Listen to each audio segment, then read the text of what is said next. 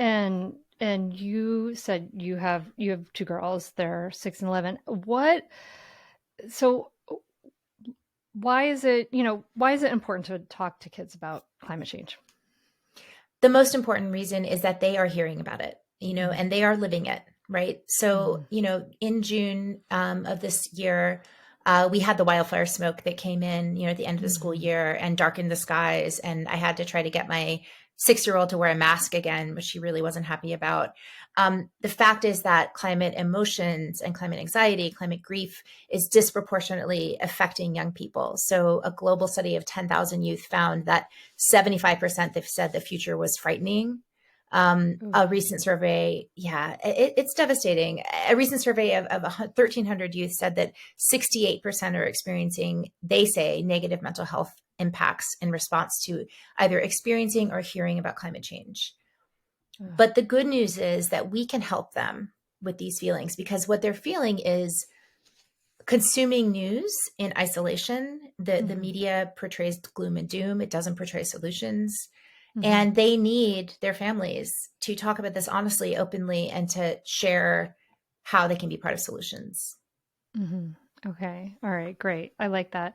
And I love that idea though too of like giving them that context because I have to do it for myself. I mean, these are the things I have to do for myself and it makes sense that we have to do it for the kids. Like I listen to the news, but I also every morning look at my good news app and there's an amazing amount of like this there was the first fully electric complete, airplane that was flying very recently and that was really exciting and to hear Yeah. about kids in Indonesia who are like gathering up all the plastic from rivers and or not kids but youth, young people doing that and just like there's all these like positive things that I never see coming across the New York Times or whatever, but so I have to do that for myself. So I love that idea of kind of framing it for our kids. But let's just kind of go back to the basics, right? Like so Yeah. if we got to talk to our kids about climate change, we want to give them some framing. How old do we start to talk to kids about this? So, I really do believe that, like with sex and bodies and consent, and like Mhm. with race, we lay the groundwork when our kids are super young and when we are their whole world. So, um, when you have a little child, you are definitely focusing on making them feel safe and making them feel cared for.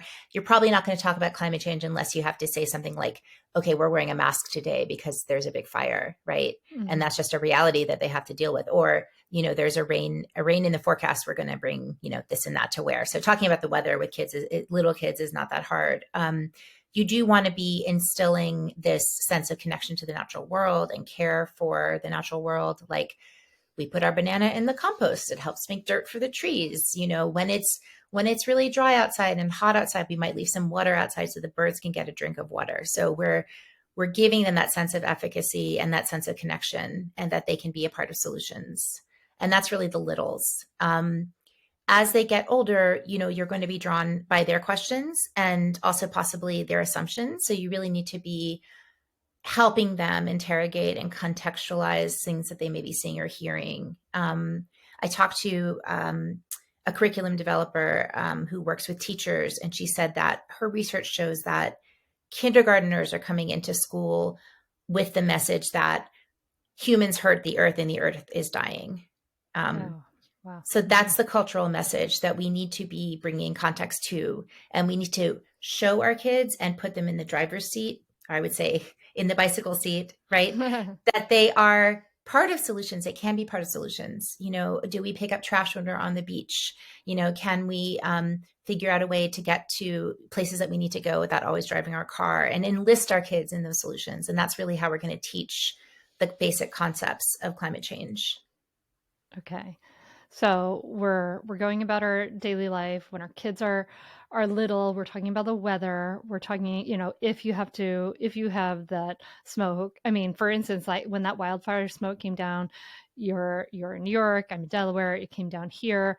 It was like gray out. We had happened to have recently got a new car. We have a car that has a biohazard mode that I had no idea about, that Wow. I never thought I would use ever in my Oof. life. And I drove my kid and my neighbor's kid to school in biohazard mode. It was Wow. crazy. I Yeah. mean, just bananas. So they're getting these experiences in times like these. We're saying, yeah, there's some, we're saying it as simply as possible. Like there's some smoke in the air today, so I'm going to drive you to school, or you have to wear this mask to school, or something like that. We're just not going sort of beyond their questions. But then you're saying by the time kindergartners come into the school, they have this message that humans hurt the earth. So really, this is something that we're kind of like, we have to kind of build them up to bit by bit, even before the age of 5, I guess. That's right. I mean, and this doesn't mean, and this, you talk about this all the time, right? We're giving them appropriate Mm-hmm. information.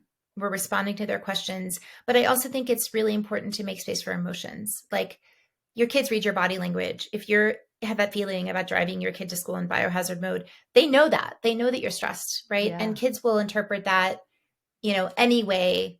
Usually they'll say it's probably my fault, right? And what we need to do is say, gosh, like I'm feeling a little bit scared, a little bit sad today, and that's okay if you're feeling that way too, Mm-hmm. and Yes, acknowledge it. Yeah. Acknowledge what's there yeah, in the air. They have amazing BS meters, I like to say. yes, Yeah. yes. And express it. Maybe they are the type of kid who wants to dance it out, or maybe they want to call and leave a voicemail for an elected official and say, hey, keep our air clean. Oh, that would Th- be so cute and powerful. yeah. Yeah. I've done it with Mm. my kids, and it's incredible. I mean, 5-year-olds, 6-year-olds have no problem saying how they feel.